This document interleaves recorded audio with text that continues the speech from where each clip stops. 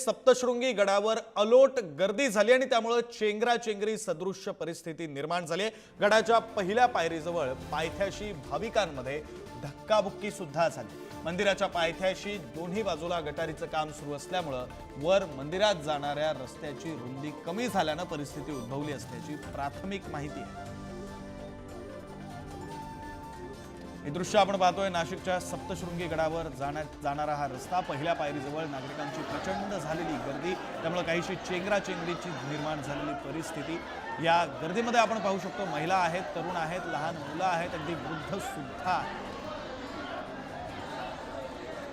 प्रतिनिधी प्रदीप पाटील आपल्यासोबत phone line वरून जोडले गेलेले आहेत। आपण अधिकचा तपशील त्यांच्याकडून घेऊया। प्रदीप, खरं तर या दृश्यांमध्ये पाहता येतंय कशा प्रकारे मोठ्या प्रमाणावर गर्दी झालेली आहे। बरं, गर्दी झाली आहे, गर्दी काही सप्तशृंगी गडाला नवीन नाहीये, मात्र दोन्ही बाजूला गटारीचं काम चालू आणि त्याच्यामुळे ही चेंगराचेंगरीची परिस्थिती निर्माण होते। प्रशासनाचं नेमकं काय चाललंय? नक्कीच चैत्र पौर्णिमा निमित्त भाविकांच्या सप्तशृंगी गडावर परिसरात मोठ्या प्रमाणात भाविक दाखल झाल्यामुळे एकाच वेळेस मोठी गर्दी उसळली व भाविकांच्या संख्येने अचानक मोठी वाढ झाल्याने मंदिर प्रशासनावर ताण निर्माण झाला होता व दर्शन सुरळीत पार पाडण्यासाठी पायाखाली ठिकठिकाणी बॅरिकेड लावण्यात आले होते। मात्र लाखोच्या संख्येने भाविक गडावर पोहोचल्यामुळे पोलीस प्रशासन, मंदिर ट्रस्ट व आपत्ती व्यवस्थापक विभागाची चांगलीच ताळावर उडाली आहे। दुर्दैवाने वेटिंग हॉलच्या खाली एकही पोलीस कर्मचारी उपस्थित नसल्यामुळे तिथे भाविकांची चेंगराचेंगरी झाल्याचे दृश्य दिसून येत आहे। बरं, आता या सगळ्या परिस्थितीमुळे प्रदीप, आता प्रशासनाकडून मुळात या चेंगराचेंगरी सदृश्य परिस्थितीनंतर कोणाला जर आरोग्याची काही समस्या भासली तर वैद्यकीय उपचारांसाठी काही व्यवस्था करण्यात आलेली आहे। या ठिकाणी प्रशासन त्या दृष्टीने तरी सज्ज आहे का किमान? सर, जे आरोग्य विभाग जे आहे ते सज्ज आहे। आधीच त्यांनी आरोग्य विभागाने जी आहे ती तात्पुरता म्हणजे जी सेवा आहे ती केलेली आहे व पुढील आताही जी सेवा आहे ती चालू आहे त्यांची। बरं, या दृश्यांमध्ये आम्ही पाहू शकतोय प्रदीप, खरं तर मोठ्या प्रमाणावर भाविकांची गर्दी झालेली आहे। या गर्दीमध्ये लहान मुलं आहेत, तरुण आहेत, महिला आहेत, वृद्ध आहेत, सर्व प्रकारचे लोक आहेत। लहान मुलगी ही रडताना दिसते या दृश्यांमध्ये।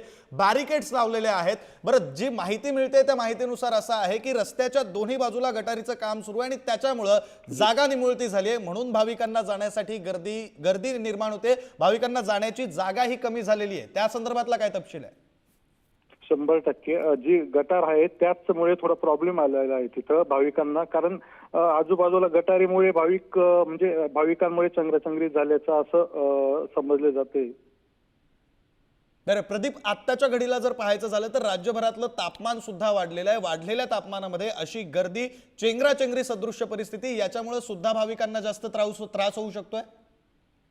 हो, 100% भाविकांना खूप, कारण आता बघितलं तर 42-43 सेल्सिअस तापमान आता हल्ली तिथं आहे सर।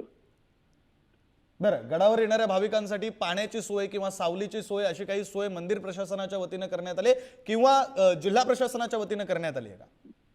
हो, नक्कीच इथं जी सोय आहे ती बऱ्यापैकी जिल्हा प्रशासनाने वगैरे पाण्याची सोय वगैरे केलेली आहे।